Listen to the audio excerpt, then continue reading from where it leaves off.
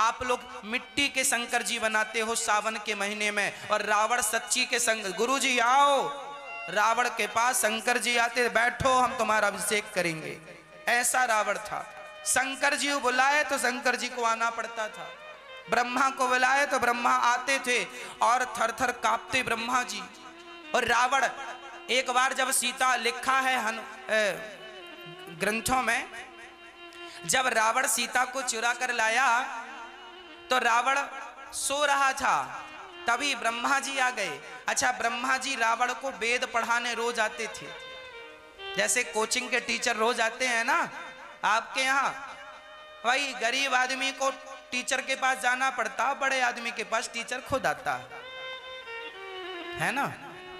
तो रावण भी बड़ा आदमी था, टीचर आते थे, ब्रह्मा जी आए, रावण सो रहा था, द्वारपालों ने ब्रह्मा, ए बुढ़े रुक, ब्रह्मा जी को रोक दिया। रावण के द्वारपाल, रुको, आज हमारे महाराज थके हुए। ब्रह्मा जी खड़े रहे और रावण जागा, तब ब्रह्मा जी गए पढ़ाए और फिर गए। अर्थात रावण ऐसा था, ब्रह्मा जी को सृष्टिकर्ता ब्रह्मा को वश में कर रखा था, शंकर जी को वश में कर रखा था, पर अपनी काम वासना को वश में ना कर पाया, जिसके कारण सर्वनाश हो गया। एक रावण उदाहरण है।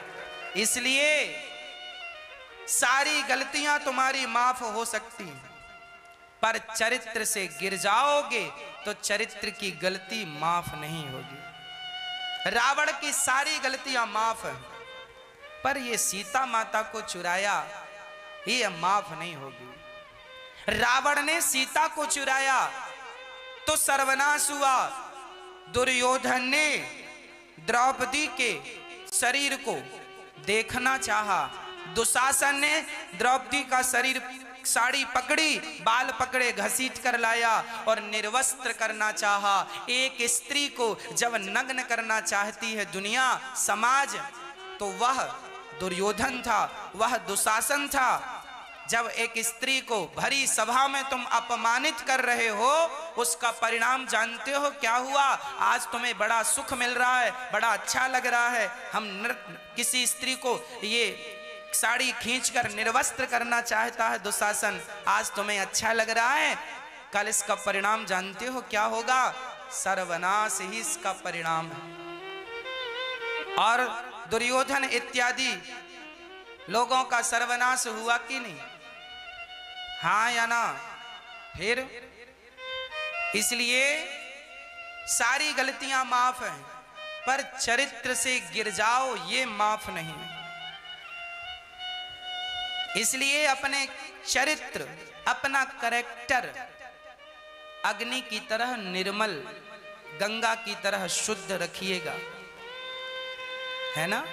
इस पे दाग ना लगने दीजिएगा। चरित्र का पक्का होना चाहिए। राम जी चरित्र के पक्के थे तो गली गली पूजे जाते हैं। राम चरित्र सुनवे कौन रसिया, राम लखन सीता मन वसिया, है ना? मेरी माँ, चरित्र का सबको ख्याल रखना चाहिए। आज हम देखते हैं छोटे छोटे बच्चे चरित्र से गिर जाते हैं, छोटी छोटी बहनें, छोटे छोटे बालक बालिका ये चरित्र से गिर जाते हैं। आज आपने देखा हो समाज में लड़का लड़की लव मैरिज कर लेते हैं, कोर्ट मैरिज कर लेते हैं, भाग कर शादी कर लेते हैं, पढ़ने जाते हैं और पढ़ने के नाम पे अपना चरित्र बिगाड़ लेते हैं। बाद में पश्चाताप करते हैं, गलत किया हमने, गलत निर्णय था हमारा। पर अब पछताए होते क्या जब चिड़िया चुग गई खेत। इसलिए हर लड़की को, खासकर मैं लड़की को इसलिए कह रहा हूं क्योंकि आपको जरूरत है। जरूरत तो हर पुरुष को भी है, आप सभी को जरूरत है, हम सभी को जरूरत है कि हम अपना चरित्र बचाएं। हर लड़की को, हर लड़के को अपने चरित्र की रक्षा करनी चाहिए। शादी करना बुरा नहीं है, प्रेम करना बुरा नहीं है, पर माँ बाप के खिलाफ जाकर के, माँ बाप की मर्जी नहीं है और आपने शादी कर ली और अपना घर बसा लिया, कल क्या होगा? आपके माता पिता का बसा बसाया घर उजड़ जाएगा। लोग ताने मारेंगे कि फलाने की लड़की भाग गई, फलाने का लड़का भाग गया। बड़ी बातें होती हैं। अरे माँ बाप को सम्मान ना दे सके तो माँ बाप का अपमान तो ना कर लेना। इसलिए मैं हर माँ बाप से निवेदन करता हूं, अपने बच्चों का ख्याल रखा करो, उनको चरित्र की शिक्षा दिया करो। आज बच्चे पढ़ने के लिए जाते हैं बड़े बड़े कॉलेज, बड़े बड़े स्कूल, बड़े बड़े शहर, है ना, माँ बाप भेज देते हैं। आजकल माँ बाप भी ऐसे लड़की को भेज दिया पढ़ने के लिए। अब आपकी लड़की वहां पढ़ रही है कि क्या कर रही है, कोई जानकारी है? मैं एक शहर गया, वहां मैंने जाकर देखा, बड़ा शहर, उदाहरण के लिए आप मुंबई शहर का नाम ले लीजिए। मुंबई, बंबई नगरिया। मुंबई में क्या होता है? बच्चे पढ़ने के लिए जाते हैं, शाम को आप जाकर देखो तो जो बच्चे पढ़ने के लिए गए थे वो समुद्र के किनारे वहां बैठे हैं, दोनों लड़का लड़की बैठे हैं।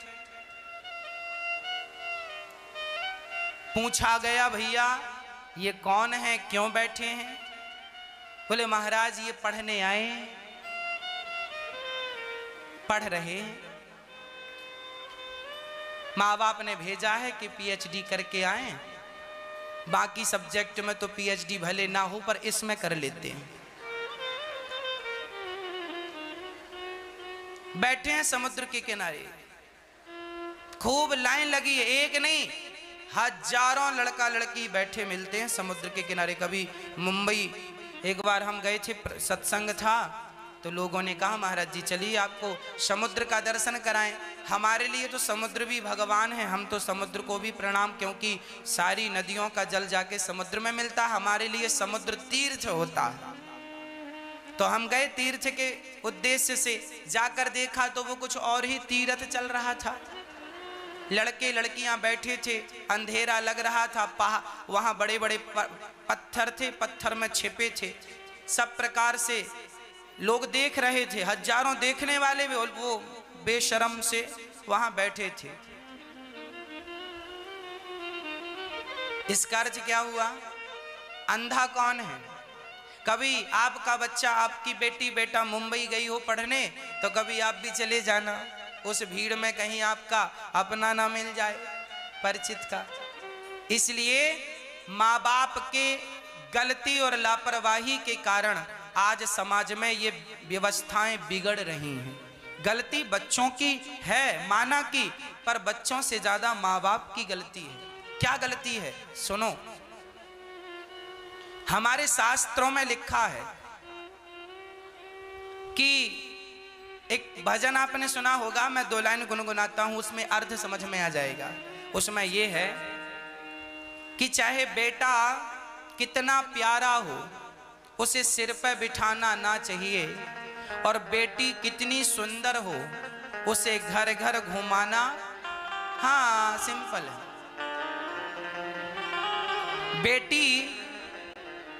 बेटी लक्ष्मी का स्वरूप होती है। जब बेटी का जन्म हुआ था तो आपने क्या कहा था? घर पे लक्ष्मी आई है। और याद रखना मेरी माँ, ये बताओ लक्ष्मी जो होती है उसे आप घर के बाहर रखते हैं कि अंदर? फिर जो लड़की होती है ना, वो 2 कुल की संपत्ति होती है। लड़कियों को बड़ा बुरा लगता है, महाराज जी हमारा भाई तो 10 बजे आता है, माँ कुछ नहीं बोलती, पापा कुछ नहीं बोलते, और हम जरा 10 मिनट लेट हो जाएं तो मम्मी 50 प्रश्न करती है, कहाँ थी, क्यों लेट आई, क्या हो गया। लड़की ने कहा महाराज हम पर बड़ा अत्याचार हो रहा है, भारत की लड़कियां और लड़कों पर माँ बाप का अलग व्यवहार है और लड़कियों के साथ अलग व्यवहार है। हमने कहा बेटा बात ऐसी है, लड़का जो होता है ना ये सरिया की तरह होता, लोहा। सरिये की दुकान में देखा होगा लोहा बाहर पड़ा रहता। और जो लड़की जात है ना, तुम लड़की जो हो ना, तुम्हारी माँ तुम्हारे पिता तुम्हारी चिंता इसलिए करते हैं क्योंकि तुम्हारा भैया तो सरिया की तरह है पर तुम हीरे की तरह हो। सोने की दुकान में हीरा तिजोरी के अंदर रखता है सोनी, और मांगो तो एक छोटी सी लाल डिब्बी होती है, खोलता है ये रहा हीरा। कीमत कितनी है? इतना सा हीरा है, लाख का, 10 लाख का, 50 लाख, इतना सा हीरा है। और बड़ा साफ करके पहुंच करके रखता है, अंदर रखता है। अरे भाई लड़का सरिया होता है तो बाहर पड़ा है, रात को भी घर नहीं लौटा तो कहीं पड़ा होगा, पर लड़की हीरा है इसलिए माँ बाप उसे संभाल कर संजो करके रखते हैं, क्योंकि लड़के से एक ही कुल तरेगा, लड़की के कंधे पर 2 कुलों की जिम्मेदारी है इसलिए। और तुम लड़की हो, तुम बाहर जाती हो तो जरा विचार करो, अपने दिल से पूछो आज के वातावरण में क्या तुम सुरक्षित हो? तो अपनी सुरक्षा का भी तो आपको ही ध्यान रखना पड़ेगा। हम बाहर निकलते हैं तो हम अपनी सुरक्षा का ध्यान रखते हैं कि नहीं? आपको रखना चाहिए कि नहीं? आप लड़की हो, आज समाज की दृष्टि अच्छी नहीं है, अच्छी होती तो तुम्हें रोकता कौन? और ये आज से नहीं हो रहा है, ये जब द्रौपदी पानी भरने जंगल में जब 12 वर्ष का वनवास हुआ था ना पांडवों को, तो द्रौपदी भी तो साथ में थी। तो द्रौपदी एक दिन पानी भरने गई तो एक आदमी, उसका नाम मुझे विस्मरण हो गया, उसने द्रौपदी को पकड़ लिया और रथ पर बिठा के जाने लगा और द्रौपदी के साथ गलत व्यवहार कर, तब तक भीम भैया आ गए। वो कौन था बता दूं? हाँ, जयद्रथ था, हो सकता। हाँ, दुर्योधन का जीजा ही था, मतलब जयद्रथ ही था, कंफर्म नहीं है। तो उसने द्रौपदी को पकड़ लिया, वो पानी भरने गई थी। अब देखो उस जमाने में भी पुरुषों की ऐसी नियत डोलती थी, और उठा के रथ में बिठाया, चिल्लाई तो भीम भैया आए और उसके बाल वाल काट के उसको फिर अपमानित करके विदा किया। कहने का तात्पर्य यह है, ये तो द्वापर की घटना है। अब त्रेता की सुनो। राम जी जंगल में मृग के पीछे गए, लक्ष्मण जी भी पीछे गए, सीता जंगल में अकेली, तो रावण उठा लाया कि नहीं? द्वापर युग में भी अकेली स्त्री सुरक्षित नहीं थी और त्रेता में भी अकेली स्त्री सुरक्षित नहीं थी। जब त्रेता और द्वापर में स्त्रियां सुरक्षित नहीं थी तो कलयुग में भला स्त्रियां सुरक्षित कैसे हो सकती? इसलिए आपको अपनी सुरक्षा का स्वयं ख्याल रखना होगा। अकेली निकलोगी तो आप अपनी जिम्मेदारी से निकलिए, अपनी व्यवस्था से निकलिए कि आप पर कोई संकट आए तो आप उससे निपट सकें, नहीं तो समाज बहुत अच्छा नहीं है, लोगों की दृष्टियां बहुत अच्छी नहीं है। इसलिए लड़की को हमेशा पर्दे के अंदर रखने की बात कही जाती है और हमें चरित्रवान बनना होगा। माँ बाप को चाहिए बेटियों को शिक्षा दो, बेटी चरित्र ना गिराना, चरित्र ना डुलाना। चरित्र है तो तुम्हारे माता पिता का नाम तुम रोशन करोगी, सिर गर्व से उठाओगी, और चरित्र बिगड़ गया तो हम किसी को मुंह दिखाने के लायक नहीं रहेंगे। लोग कहेंगे फलाने की बेटी भाग गई, फलाने का बेटा भाग गया। इसलिए एक लड़की मेरे पास, एक लड़की मेरे पास आए, गुरुजी हम प्यार करते हैं। अच्छा है, करो। शादी करना चाहते हैं, करो। महाराज जी हमारी माँ तैयार नहीं है। हमने कहा फिर मत करो। महाराज जी हम शादी करेंगे, इसी लड़की से करेंगे, बहुत प्यार करते हैं इससे। अच्छा, तो हमने कहा फिर माँ तैयार नहीं है, फिर माँ नहीं चाहती तो कैसे करोगे? बोली महाराज जी हम शादी कर लेंगे और माँ को छोड़कर दूसरे शहर चले जाएंगे। हमने कहा तुम्हारी माँ के कितने बेटे हैं, अर्थात तुम कितने भाई हो? उसने कहा हम एक ही भैया हैं, अर्थात हम अकेले हैं अपनी माँ की संतान, अकेले। हमने कहा तू माँ को छोड़ेगा, जानता है माँ को कितना कष्ट होगा, माँ कितना रोएगी। महाराज जी मैं कुछ नहीं जानता, मैं इस लड़की से प्यार करता हूँ। मैंने उस लड़की को बिठाया, मैंने उस लड़की को समझाया, मैंने कहा मेरी बहन सोच, जो लड़का अपनी माँ का ना हो सका वो तेरा कितने दिन बन के रहेगा। जो अपनी माँ का दिल तोड़ सकता है वो तेरा दिल तोड़ने में देर कितनी लगाएगा।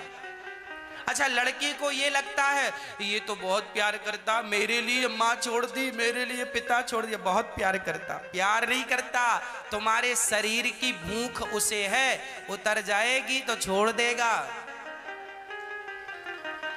हाँ, कोई किसी से प्यार व्यार नहीं करता, ये तो केवल शरीर की भूख है, उसे पूर्ति करना चाहता है। इसलिए मैं अपनी हर बहन से कहता हूं कि सावधान रहना, आपसे प्यार कोई नहीं करता, आपके शरीर की चाहत रखते हैं लोग। शरीर की चाहत, शरीर मिला, शरीर की भूख पूरी हुई, हवस मिटी, बात खत्म। भागने वाले बच्चे जो भागकर शादी करते हैं, इनमें से 95% शादियां फेल हो जाती हैं। मैंने बहुत समाज में रहकर देखा है, आपने भी देखा होगा। शादियां लड़कियां करती हैं, भाग कर जाती हैं और बाद में वापस आ जाती हैं। केवल भागने, लड़के, वो लड़का जो कहता है ना तुमसे प्यार करता हूं, तुमसे नहीं तुम्हारे शरीर से। तुम सुंदर हो तो तुमसे प्यार करता है, सुंदर नहीं होगी, काली कलूटी होगी, तुमसे प्यार करेगा? हाँ, प्यार तुम्हारे शरीर से है, तुमसे नहीं है। ये बात समझाओ बच्चों को। कितनी घटनाएं मेरे पास, हजारों की लिस्ट है। लड़की भाग कर गई, 2 दिन बाद वापस आ गई, कहा शादी कर लेते हैं। लड़के ने कहा ना, अब हमारे माँ बाप की मर्जी नहीं है, क्योंकि उसने तो तुम्हारा सुख ले लिया, छोड़ दिया। कपड़े पहन कर उतार कर कैसे व्यक्ति फेंक देता है, बस तुम्हें उतार कर फेंक दिया, बात खत्म। अब तुम मरो। बड़ा भूत चढ़ा था, प्यार करता है, प्यार करता है।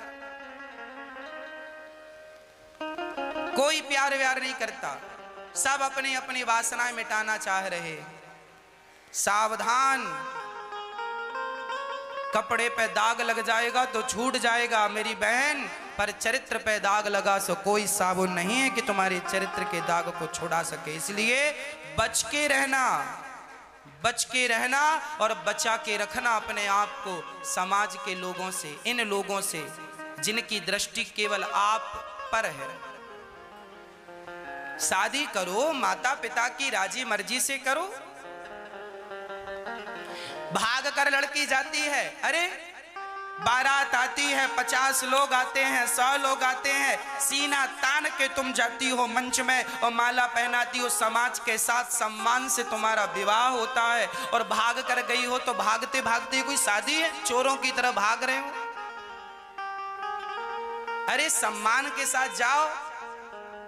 लड़की विदा होती है, पालकी पे चढ़कर जाती है, बढ़िया विदा होती है, सारा समाज इकट्ठा होता है, तुम्हें विदा करते हैं, बाराती आते हैं, तुम्हें लेने के लिए दुल्हा आता है सज के सवर के और बैठ के तुम्हें ले जाता है, सम्मान के साथ लेकर जाता है।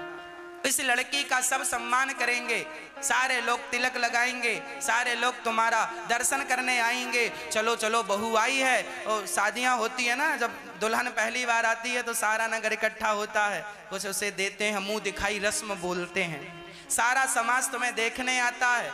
और भाग कर आई हो, कोई देखने, हे भगवान भाग कर आ गई, लोग आएंगे ताने सुन, क्यों ऐसी लड़की थी, माँ बाप को छोड़कर आ गई, शर्म नहीं आई तुझे, ये बातें कहने आएंगे लोग। और तुम्हारी सास जीवन भर कहती रहेगी मेरे बेटे को फंसा लिया इस लड़की ने, और बात सही है, सही फंसा लिया। सास ताना मारेगी, हाँ, और ऐसे ब्याह के जाओगी सम्मान के साथ तो सास बढ़िया मुंह दिखाई सोने का हार देगी, ले बहू। सम्मान के साथ जियो। ये चोरों की तरह क्या भागना सीखे हो? सम्मान सम्मान होता है। और याद रखना, सबसे बड़ी मौत क्या है? बताओ, यदि आप थोड़ा भी जानकार हैं, समझदार हैं, बताओ सबसे बड़ी मृत्यु क्या है? बोलो जोर से। सबसे बड़ी मौत है अपमान। और जो लड़की भाग कर जाती है ना, वो रोज रोज मरती है और दिन में 10-10 बार मरती है। जो मिलता है सो ताने मार कर जाता है, भाग कर आई है, भाग कर आई है, भाग कर आई है। तुम्हारा जीना हराम। तब बाद में फिर मेरी बात याद करोगी, ठीक बोल रहे थे महाराज जी, नहीं करनी चाहिए थी ये गलती। सारा संसार ताना मारता है, कौन स्वीकार करेगा तुम्हें? माँ बाप तो माँ बाप हैं, लड़का एक ही है और भाग कर शादी कर ले लड़का, तो माँ बाप फिर भी बुला लेते हैं, बेटा आजा आजा। माँ बाप तो माफ कर देंगे पर समाज स्वीकार नहीं करेगा, फलानी भाग के आई है। इसलिए सम्मान के साथ जीना सीखो, अपमान के साथ क्या जीते हो? अपमान से अच्छा तो मर जाना है। एक बार मरना एक बार होता, मरना एक बार, पर अपमान जितने बार होता उतने बार वो मौत की तरह परेशान करता। समझा दो अपने बच्चों को, सम्मान के साथ जिया करें। भारत का सैनिक अपने तिरंगे झंडे को नहीं झुकने देता, तो आपको भी चाहिए कि आप अपने माँ बाप का सिर शर्म से ना झुकने दें, गर्व से उठाएं। ये तुम्हारी माँ कह सके कि ये मेरी बेटी है और ये मेरा बेटा है। कुछ ऐसा कर दिखाओ आप जमाने में कि आपके माँ बाप गर्व कर सकें, वाह ये मेरी बेटी है, ये मेरा बेटा है। शर्मसार करोगे अपने माँ बाप को केवल वासनाओं के लिए, शरीर की भूख के लिए, शोभा नहीं देता।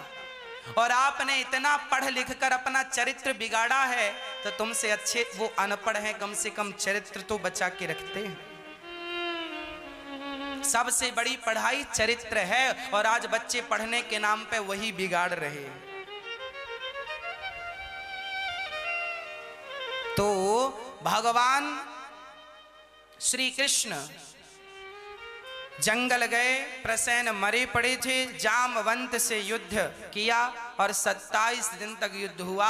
28वें दिन जरा जामवंत को मार करके युद्ध में पराजित करके जाम्बवती से विवाह किया।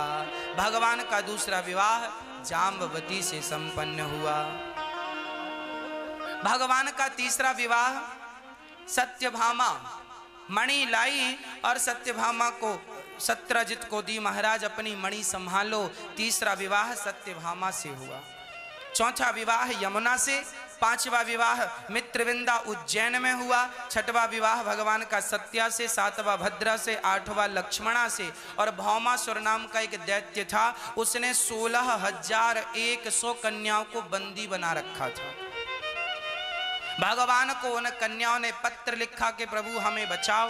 भगवान गए, भौमासुर को युद्ध में पराजित किया और पराजित करके युद्ध में कन्याओं को जेल से आजाद किया। देवियों जाओ अपने अपने घर। उन कन्याओं ने कहा प्रभु अब हमारा आपके सिवा कोई नहीं है, अब हम आपके सिवा कहीं जा नहीं सकते। तब भगवान ने कहा क्या करें? उन कन्याओं ने कहा आप हमें स्वीकार कर लीजिए।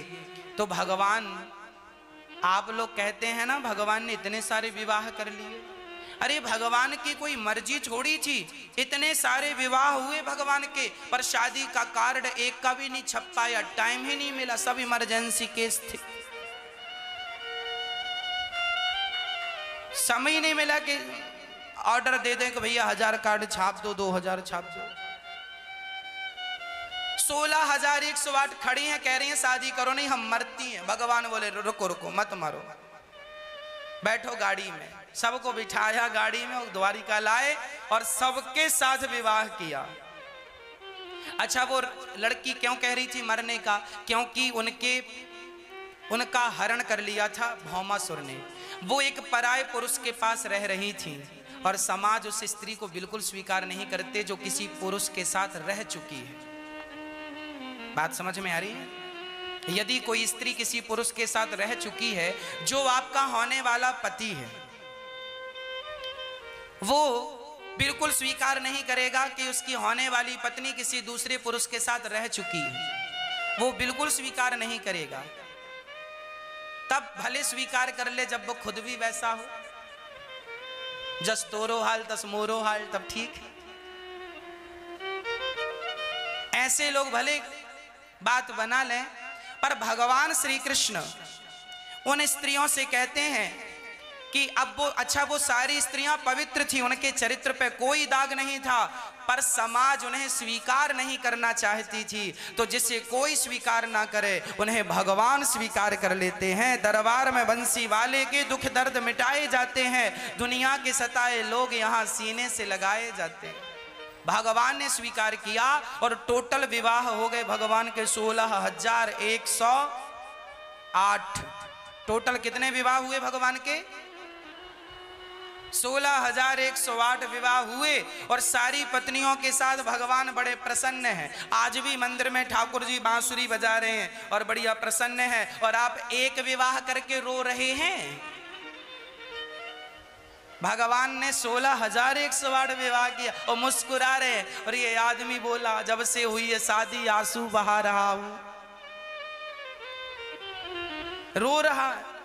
क्यों रो रहे हैं? क्योंकि तुम्हें गृहस्थी की गाड़ी चलानी नहीं आई। भगवान से सीखो। भगवान ने हर रानी के लिए बढ़िया महल बनाया है। 16,108 महल हैं, हर रानी के लिए अलग अलग महल हैं। और हर रानी के गर्भ से एक बेटी और 10-10 बेटे हुए। इतना बड़ा परिवार भगवान का।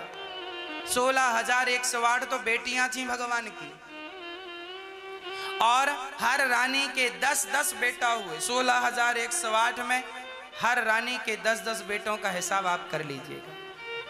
इतना बड़ा परिवार ठाकुर जी का था, है ना। भगवान श्री कृष्ण बड़े प्रेम से अपनी गृहस्थी की गाड़ी चला रहे हैं। अच्छा, बात ऐसी है कि एक दिन भगवान ने, भगवान के नाती का नाम था अनिरुद्ध। भगवान के नाती का नाम क्या था? अनिरुद्ध। हम भगवान के रिश्ते में नाती हैं, है ना। प्रद्युम्न, भगवान के बेटा प्रद्युम्न, प्रद्युम्न के पुत्र का नाम था अनिरुद्ध। तो दास को भी आप लोग अनिरुद्ध कहते हैं। तो भगवान श्री कृष्ण के नाती अनिरुद्ध जो थे, इनका विवाह हुआ था उषा के साथ। चित्रलेखा ने कराया था। बाणासुर इनके पिता थे, अर्थात उषा के पिता बाणासुर। युद्ध हुआ बाणासुर से, युद्ध में उन्हें पराजित किया और अनिरुद्ध उषा का विवाह संपन्न कराया। अच्छा, बाणासुर शंकर जी के बड़े भगत थे, तो शंकर जी का कृष्ण से युद्ध हो गया। भगवान श्री कृष्ण का शंकर जी से युद्ध हुआ ये बाणासुर के कारण। भगवान ने मोहिनी बाण चलाया, भगवान ने बाण चलाया निद्रासन, नींद का। शंकर जी सो गए, तब तक यहाँ भगवान ने इसे पछाड़ा और अनिरुद्ध और उषा को लेकर चले गए। इसके बाद भगवान ने राजा नृग पर कृपा की। नृगो नाम नरेंद्रो इक्ष्वाकुतनयः प्रभु। इक्ष्वाकु वंश के राजा नृग थे, जिन्होंने गौदान किया था। इतनी गौदान की कि पांव में चांदी की खुर लगा के और सींगों पर सोना मढ़वा कर दान किया था। आप लोगों ने गौदान किया कि नहीं? अभी तक नहीं किया? कर लो, नहीं तो मरोगे तो बच्चे दान करेंगे गौदान। ऐसी गाय दान करेंगे, पंडित जी के घर जाती जाते मर जाएगी। बुढ़ी गाय ढूंढ के लाएगा सबसे सस्ती वाली, कौन खर्चा करे? बच्चे बड़े कंजूस हैं, तुम्हारी तेरही का पैसा भी बचाना चाहेंगे वो। जितना बच सके बचा लो। गौदान भी ऐसी गाय दान का देख लेना। बाप मर जाए तो बेटा गौदान करता है, बहुत बढ़िया गौ बछिया ले आता छोटी सी। महाराज जी 500 रुपए की आ जाए। आज बताओ, इतने महंगाई के जमाने 500 रुपए की तुम्हें गैया मिल जाएगी? और माँ बाप के मरने में बेटा 500 रुपए दान कर रहा है, गौदान। कहां मिलती है 500 की बछिया? कहाँ मिलती है 500 रुपए की गैया?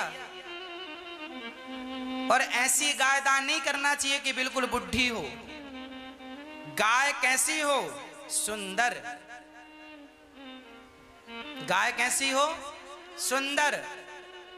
पहला ब्यात अर्थात पहला ब्यात हो, दूसरा ब्यात हो, तीसरा ब्यात, गैया लगभग 20 बार बच्चा जन्म देती है पूरी उम्र में, 20 से 22 बार। तो कम से कम 5 बच्चे हो चुके हैं तो भी आप उस गाय का दान कर लें। बुढ़ी हो, आखिरी बार बच्चा जन्म दे रही है, इसके बाद नहीं देगी, ऐसी गाय। गाय सुंदर हो, गौदान करना चाहिए। इसलिए कहते हैं आप भी एक गौदान, गौरी गोपाल गौशाला है, उस गौशाला में आप गौदान कर सकते हैं। एक गाय आपकी गौशाला में होगी, आपके द्वारा दान दी हुई, सदा उसका पालन पोषण यहाँ होगा। आप घर पे नहीं रख सकते तो कोई बात नहीं, गौशाला में रखिए अपनी गौ माता, आप उसकी सेवा करते रहिए। साल में 1 बार 2 बार आके अपनी गौ माता का दर्शन करते रहिए, है ना। यहाँ गौ माताओं की सेवा होती है, आप भी जुड़ सकते हैं गौ माताओं की सेवा से। प्रिय भक्तों, गौ माता दान किया, परंतु वह गाय पंडित जी को दान किया। पंडित जी ने अपने गौशाला में बांधा, उनकी गौशाला से निकलकर वो राजा नृग की गौशाला में फिर आ गई और उसी गाय का दान राजा नृग ने दूसरे पंडित जी को कर दिया।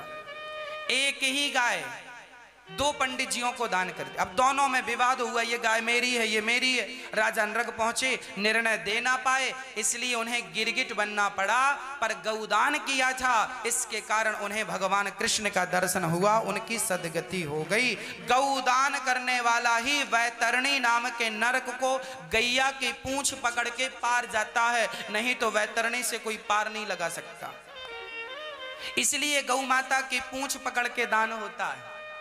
हे गौ माता, आपने गौदान किया होगा तो गैया की पूंछ पकड़ के आप नदी, वैतरणी नाम का एक नरक होता है, जहां मावाद आपका फोड़ा हो जाए तो फोड़े में मावाद भरती है ना, वो मावाद की नदियां हैं और वहां बहुत सारे कीड़े हैं और नाना प्रकार की गंदगी है। उसमें जब आदमी ज्यादा पाप करता है उस वैतरणी नरक में डाल दिया जाता है। यही रहो और उससे पार कौन होगा? जिनने गौदान किया है वो सब गैया की पूंछ पकड़ के पार होते जाएंगे, नहीं किया सो देखते रह जाएंगे। मौका था, हमने भी गौदान नहीं कर पाए। इसलिए गौदान जरूर कीजिएगा।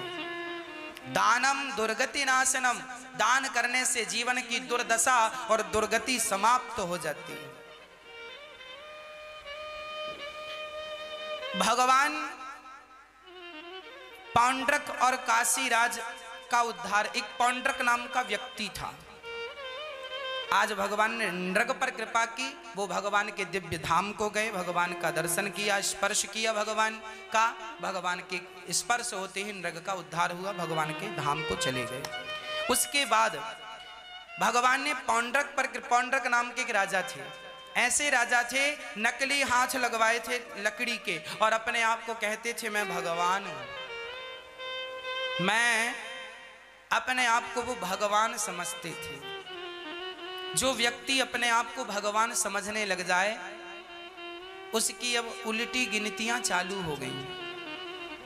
हम भगवान के दास हो सकते हैं, हम भगवान के चरणों की धूल हो सकते हैं, हम भगवान नहीं हो सकते। भगवान भगवान है, पर पौंड्रक भगवान बना बैठा। आज हमारे समाज में यही चीजें देखने को मिलती हैं। आज आप किसी को भी भगवान समझ लेते हैं। आज एक बाबा जी का मंदिर आप लोगों ने बनवा दिया, बाबा, और मंदिर में बाबा को ऊपर बिठाल दिया, राम जी को नीचे बिठाल दिया, बाबा की लोग पूजा करते हैं, कहते हैं ये भगवान है। अब आपने भगवान उन्हें बना दिया और भगवान को नीचे बिठा दिया। यही तो घोर कलयुग है। आज लोग बटे हुए हैं, सबके भगवान। आज लोगों ने भगवान लॉन्च कर दिए, ये हमारे भगवान, ये हमारे भगवान। अच्छा बताओ, भगवान किसे कहते हैं? भगवान का नाम बताओ, कौन है भगवान? आप किन भगवान की पूजा करते हैं? किन्हें भगवान समझते हैं? बताओ। मैया जी, ओ मेरी मैया, बता दो मेरी माँ, किनको भगवान समझते हैं? बताओ। मैया, ओ मेरी माँ, बताओ किनको भगवान समझते हैं? भगवान कौन है? मैया बताओ, भगवान कौन है? क्या नाम है भगवान का? किन्हें आप भगवान मानते हैं? हाँ? लो, इतना देर लगती है ये बताने में। मैया आप बताओ, किसे भगवान मानती हो आप? हाँ? आप बताओ। मैया, मैया आप बताओ, किसे मानती हो भगवान? कौन है भगवान? हाँ, नाम क्या है? ये ठीक है आपका, पर ये बताओ भगवान का नाम क्या है? मैया आप बताओ, ये यहाँ की मैया बताएंगे क्या नाम है? इतनी देर लगी, सोचो भारत के लोगों को इतनी देर लगी इतनी सी बात बताने में। हमारे भगवान का नाम क्या है? तो इतनी देर क्या है, क्यों लगी? मैया तो बता ही नहीं पाई, पड़ोसन से सुन के बताया।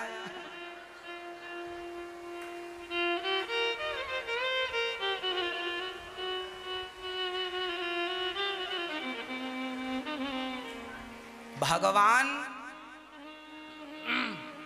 हमारे भगवान का नाम है नारायण। क्या है? वह नारायण ही श्री कृष्ण है, वह नारायण ही श्री राम है। या तो राम कह दो, राम हमारे भगवान है, रामो विग्रहवान धर्म, राम हमारे भगवान है, कृष्ण हमारे भगवान है और नारायण हमारे भगवान है। यही नारायण ब्रह्मा है, यही नारायण शंकर जी हैं। ब्रह्मा विष्णु महेश, इनमें रत्ती भर अंतर नहीं है। नाम अलग है भाई, नाम अलग हो सकते हैं। आपके घर का नाम अलग है, स्कूल का नाम अलग है। आपके दो नाम हो सकते हैं, तो भगवान के तो हजारों, विष्णु सहस्त्र नाम में तो 1000 नाम है, गोपाल सहस्त्र नाम में 1000 नाम है, राम जी के 1000 नाम है, दुर्गा जी के 1000 नाम है, शंकर जी के 1000 नाम है। तो भगवान के नाम अनंत हो सकते हैं। हरि अनंत, हरि कथा अनंत। वही भगवान जगन्नाथपुरी में जगन्नाथ बन के बैठे हैं, वही वृंदावन में बिहारी जी बनकर बैठे हैं, वही भगवान द्वारिका में द्वारिकाधीश बनकर बैठे हैं, वही रामेश्वरम में शंकर जी रामेश्वरम बनकर बैठे हैं, तिरुपति बालाजी बनकर बैठे हैं, वही भगवान वेंकटेश बनकर बैठे हैं, वही भगवान रंगनाथ भगवान बनकर के बैठे, वही बद्रीनाथ जी में बद्रीनाथ भगवान बन के बैठे हैं, वही केदारनाथ में केदारनाथ भगवान बनकर बैठे, वही तो हैं, ये भगवान हैं। इनके अतिरिक्त दुर्गा मैया हमारी, दुर्गा मतलब राधा, दुर्गा मतलब सीता, दुर्गा मतलब हमारी सीता कह लो, राधा कह लो, वह माता जहाँ दुर्गा मैया का नाम आ गया मतलब वही मैया हमारी सीता कह लो, राधा कह लो, पार्वती, कुछ भी कह लो, एक ही बात। माँ कह दिया मतलब सारी माता, लक्ष्मी भी आ गई, सरस्वती भी आ गई, सब आ गई।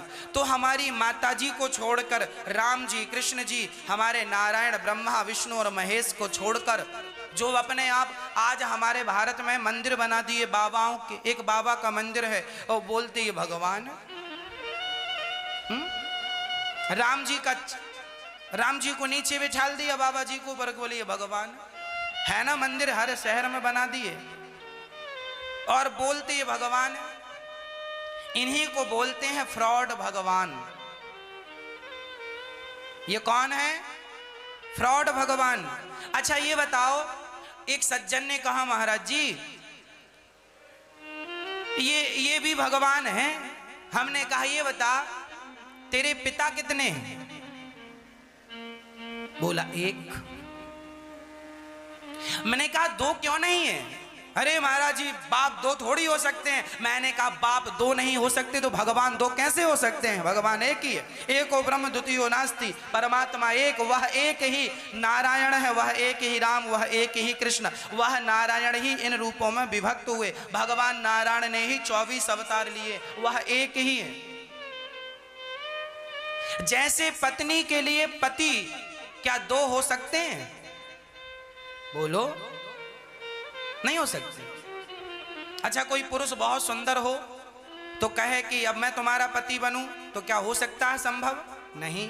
कोई पुरुष धनवान हो कहे मैं तुम्हारा पति बनूं, क्या पॉसिबल है? नहीं। तुम कितने भी सुंदर हो, कितने भी धनी हो, पर मेरे पति का स्थान नहीं ले सकते हो। जैसे स्त्री अपने पति का स्थान दूसरे पुरुष को नहीं दे सकती, उसी प्रकार भक्त अपने भगवान का स्थान दूसरे व्यक्ति को कैसे दे सकता है? हमारे भगवान नारायण है, बात खत्म। और दूसरे को हम नहीं जानते और ना जानने का प्रयास करते। इसलिए आप भी समाज में जो आज कुरीति चल रही है, जो मन में आया उसी को भगवान बना लिया, जो पंथ आया उसी पंथ से जुड़ गए। कोई कुछ जपा रहा है, कोई कुछ जपा रहा है। अरे भैया सिंपल नारायण नारायण जपो, राम राम जपो। नारद जी नारायण नारायण जपते थे, आप भी जपो। जब कोई मर जाता है तो राम राम ही जपा जाता है। राम नाम सत्य है, मतलब राम का नाम ही ऐसा है जो मंदिर से लेके शमशान तक जपा जाता है। यह नाम जपो, झंझट में ना पड़ो। चार नाव में पांव रखोगे, ना घर के रहोगे ना घाट के रहोगे। एक साधे सब सद है, बस है ना। मीराबाई ने किनका नाम जपा? बोलो। मेरे तो गिरधर गोपाल दूसरों ना। हाँ। नरसिंह मेहता ने किसका नाम जपा? कृष्ण का, राधे कृष्ण राधे। तुलसीदास जी ने किनका नाम जपा? राम का। सूरदास जी ने किनका नाम जपा? राम का, कृष्ण का। और जितने बड़े चैतन्य महाप्रभु ने किसका नाम जपा?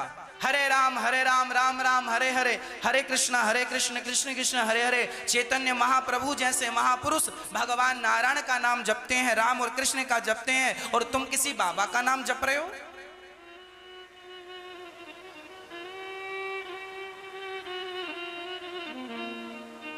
ये गलत तो गलत ही है। इसलिए सही अपने आप को ठीक करो।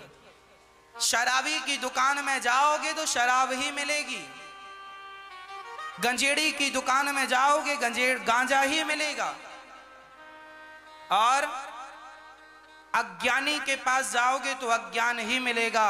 इसलिए अपने आप को अज्ञानियों से बचाकर उन लोगों से जोड़िएगा जो भगवान के चरणों से जुड़े हुए हैं, जो भारत की प्राचीन परंपरा से जुड़े हैं।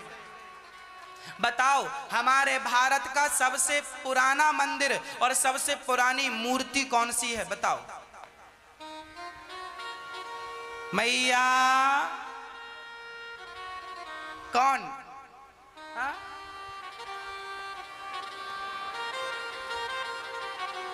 मुंह तो खुल रहा, आवाज कुछ नहीं निकल रही है। बताइए, हमारे भारत का नहीं, सारी दुनिया का सबसे प्राचीन मंदिर और सबसे प्राचीन मूर्ति, मंदिर छोड़ो, मंदिर नहीं, मूर्ति, सबसे प्राचीन मूर्ति कौन सी है? आप बताइए, फिर मैं और किसी से पूछूंगा तब वो बताए। आप बताओ, जितने यहां बैठे हो। कौन? हाँ, बद्रीनाथ जी। गलत। जगन्नाथ जी। गलत। कौन? अब सुनो, सबसे पुरानी मूर्ति यदि कोई है आज हमारे भारत में है, कौन है वो? रंगनाथ भगवान सबसे प्राचीन। श्री रंगम कौन है, इनकी हिस्ट्री बताता हूं, सुनो। जगन्नाथ जी भी पुराने हैं, पर मैं प्राचीन जो हिस्ट्री है वो समझाता हूं। जब भगवान नारायण ब्रह्मा जी के पास आए, भगवान नारायण की नाभि से कमल उत्पन्न हुआ। कमल में ब्रह्मा जी प्रकट हुए, तो ब्रह्मा जी ने भगवान से कहा, प्रभु आपका हम ऐसी कृपा करो कि आपका दर्शन करते ही रहें। तब भगवान नारायण ने अपना एक विग्रह प्रकट किया और ब्रह्मा जी को दे दिया। वही विग्रह राजा मनु जी को वही विग्रह ब्रह्मा जी ने दिया, और मनु जी वह विग्रह की पूजा करते रहे, और फिर मनु के वंश बढ़ता गया। उनके वंश में रंगनाथ भगवान की पूजा होती गई। वह रंगनाथ भगवान राम के जमाने में दशरथ जी किनकी पूजा करते थे? रंगनाथ भगवान की, है ना। रामचरितमानस में ये बातें लिखी हैं, सुनो। शंकर जी वरदान मांग रहे हैं भगवान से, हे भगवान वरदान दो। किन भगवान से? अब सुनो चौपाई, दोहा क्या कह रहा है। बार बार बर मांगहूं हरस दे हो श्री रंग। क्या नाम है? हे रंगनाथ भगवान हमें वरदान दो। क्या? ये शंकर जी मांग रहे हैं, ये शंकर जी कह रहे हैं। रामचरितमानस की दोहा है। बारे बारे बर मांगे हो हरस दे हो श्री रंग, पद सरोजयन पायनी भक्ति सदा सत्संग। रंगनाथ भगवान अयोध्या में थे, क्योंकि दशरथ जी जो थे ना, इनके पिता के पिता के पिता के पिता के पिता मनु वंश था इनका, सूर्य वंश में रंगनाथ भगवान के ये पुजारी थे। जब राम आए तो विभीषण जी ने कहा, राम हम आपसे कुछ मांगना चाहते हैं। क्या? बोले आप तो अयोध्या में हो ही, शरीर है आपका, आप तो भगवान हो। आप लंका में जाने के लिए जो आपके ठाकुर जी हैं रंगनाथ भगवान, वो हमें दे दीजिए। राम जी बोले ले जाओ। विभीषण जी लंका की तरफ जाने लगे, और शर्त यह थी कि कहीं बीच में रखना नहीं है। तो भगवान दक्षिण दिशा की तरफ, लंका की तरफ विभीषण जी चले, और सारे भक्तों ने कहा, हे रंगनाथ भगवान भारत छोड़कर मत जाइए। भक्तों की पुकार सुन के रंगनाथ भगवान दक्षिण भारत में वहां रह गए। हमारे भारत में जितने मंदिर बनते हैं, किसी भी मंदिर की फेसिंग दक्षिण नहीं होती। होती है क्या? साउथ फेसिंग होती है क्या?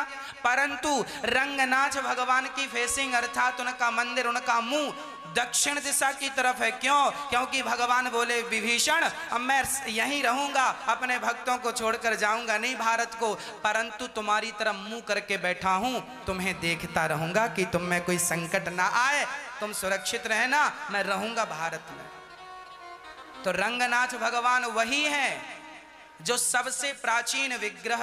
आपके सामने ये प्रश्न आ जाए कि भारत का सबसे प्राचीन विग्रह कौन सा है, तो रंगनाथ भगवान। ये साक्षात भगवान नारायण ने अपने आप को ब्रह्मा जी को सौंपा, और बाद में ये रंगनाथ भगवान के नाम से हम आज भी रंगनाथ भगवान, वृंदावन में भी रंगनाथ भगवान का मंदिर है। ये जो रंगनाथ जी हैं वृंदावन के, ये रंगनाथ जी भी वहीं से आए हैं। 200 साल पहले रामानुजाचार्य जी के अवतार में एक भक्त आए और उन्होंने इनकी स्थापना यहाँ की। 200 साल पुराना रंगनाथ भगवान की अभी यात्रा थी, आपने देखा होगी 4 दिन पहले यात्रा थी। रंगनाथ भगवान चंदन के रथ पे जाते हैं। जो रंगनाथ भगवान का रथ है ना, वो 200 साल पुराना रथ है, और उस रथ की कीमत कितनी है जानते हो? अभी पुरातत्व विभाग ने उस रथ की कीमत बताई, आकी चंदन का रथ है, उसकी कीमत है 125 करोड़। 200 साल पुराना रथ है, चंदन की लकड़ी का रथ है, आज भी ज्यों का त्यों है, 200 साल बाद भी प्राचीन चीजें।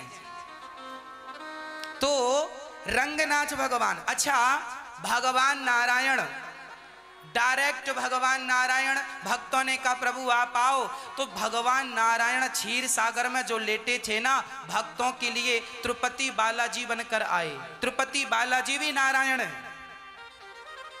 है ना, आज भी तिरुपति बालाजी के बाल नेचुरल बढ़ते हैं, आपको पता है, इसलिए बालाजी में लोग अपने बालों का दान करते हैं, क्योंकि वहां भगवान के बाल नेचुरल बढ़ते हैं। वही भगवान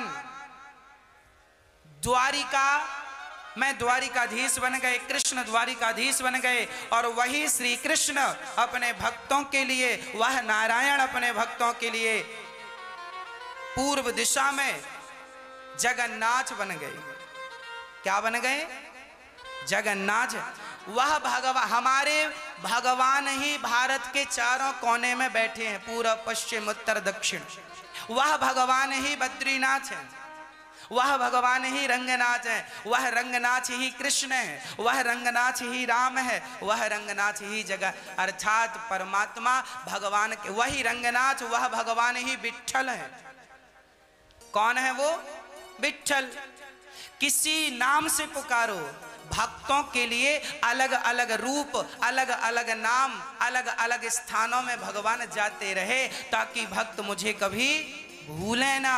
ये भगवान सारे भारत में वह एक परमात्मा ही सब जगह बैठे।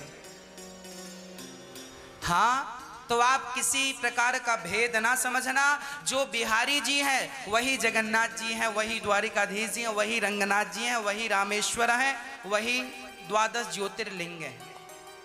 बात समझ में आई मेरी माँ? हाँ। तो भगवान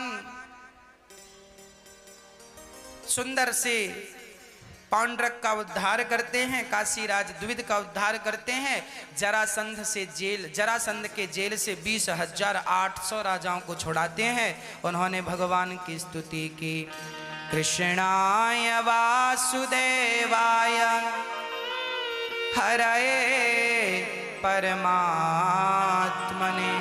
प्रणतक्लेशनाशाय गोविंदाय नमो नमः। भगवान ने जरासंध का उद्धार भीम भैया से कराया।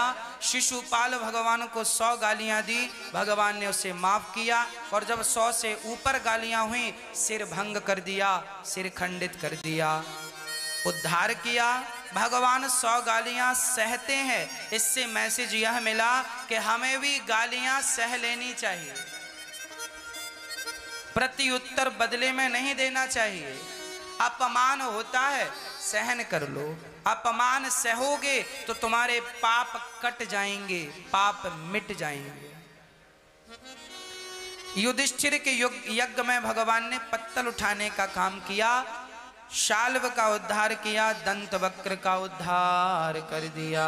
बोलिए भक्त वत्सल भगवान की।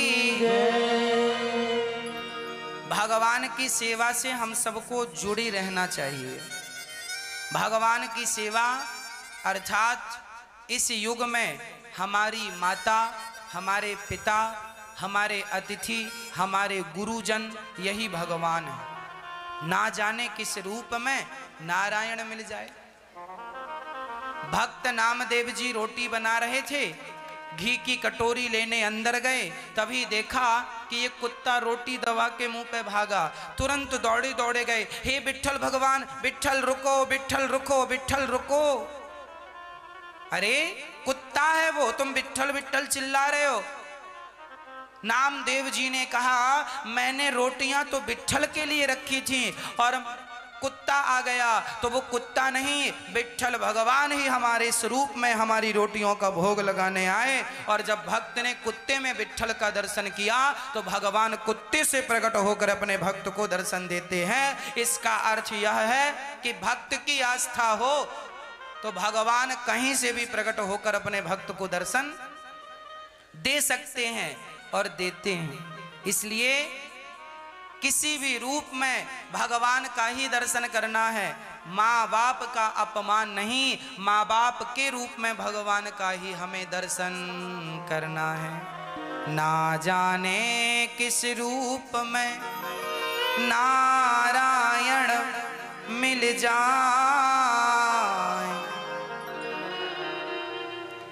हाँ ना जाने किस रूप में नारायण मिल जाए, पता नहीं किस रूप में वह भगवान मिल जाए।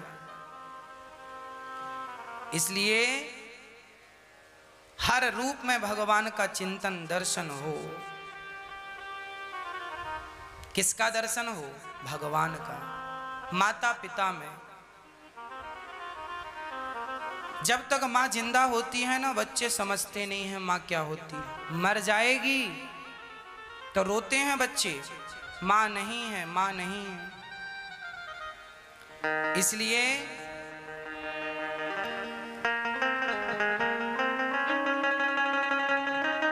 बैठो मैया, बैठ जाओ, अभी मिलते हैं आपसे। मैया बैठ जाओ, आप बैठ जाइए। जहां जगह मिल जाए मेरी माँ वहीं बैठ जाइएगा। सांब कपड़ा बांधकर पेट में संतों का अपमान करने गया। संत ने, दुर्वासा जी ने श्राप दे दिया और उसके बाद नव योगेश्वरों का पावन संवाद, दिव्य ज्ञान, 24 अवतार दत्तात्रेय जी ने 24 गुरुओं की चर्चा की। पृथ्वी, वायु, अग्नि, आकाश ये गुरु हैं। पृथ्वी को गुरु बनाकर सहनशीलता, वायु को गुरु बनाओ, जो मिल जाए, जहां से अच्छाई मिले उसे ग्रहण कर लेना चाहिए। अंत में प्रभास क्षेत्र गए सारे यादव और श्राप के कारण आपस में लड़कर समाप्त हुए। भगवान 100 वर्षों के बाद कुरुक्षेत्र में गोपियों से मिले हैं, माता यशोदा से मिले हैं। उसके बाद भगवान वृंदावन आए 100 वर्षों बाद, जहां श्री राधा रानी से कृष्ण की भेंट हुई। पश्चात भगवान प्रभास क्षेत्र में सारे यादव लड़कर समाप्त हो गए। सारा परिकर भगवान ने लीला पूरी हुई, सबको परम धाम भेजा है। भगवान के चरणों में बहेलिये ने बाण मारा, भगवान उस बहेलिये का उद्धार करते हैं और खुद राधा रानी, नंद बाबा, ब्रजवासी, ग्वाल बाल सब भगवान का परिकरना, देवकी वसुदेव सब भगवान के अपने बैकुंठ धाम की ओर सब चले हैं। और भगवान लीला पूरी करके 125 वर्ष की लीला पूरी करके भगवान धरती छोड़कर जाने लगे। भक्तों ने कहा प्रभु हम आपके बिना कैसे रहेंगे? भगवान ने कहा हम जा नहीं रहे, हम भागवत में समा रहे हैं। जहां जहां भागवत होगी, जब जब भागवत जी होंगी, हम प्रकट होकर अपने भक्तों का दुख दूर करते रहेंगे। भगवान गए नहीं, समा गए। इसलिए अभी 30 अप्रैल को फिर भागवत जी की पोथी होगी। आप सभी लोग भागवत जी की पोथी करा सकते हैं, भागवत जी का पाठ करा सकते हैं। भागवत जी प्रत्यक्ष भगवान है। राजा परीक्षित का 7 दिवस पूरा हुआ। राजा परीक्षित को तक्षक ने डसा। जन्मेजय ने यज्ञ किया, सर्पों को मारने का प्रयास किया, पर संतों ने रोका है। अब मैं 7 दिन की सूची सुनाता हूँ। पहले दिन की कथा में आपने सुना कि भक्ति, ज्ञान, वैराग्य को भी भागवत सुनने से मुक्ति मिली दुख से। दूसरे दिन की कथा में सुना राजा परीक्षित ने कलयुग को रहने के 4 कमरे बनवाए। द्यूतम, पानम, स्त्रियः, सूना। जहां जुआ है वहां कलयुग, जुआ ना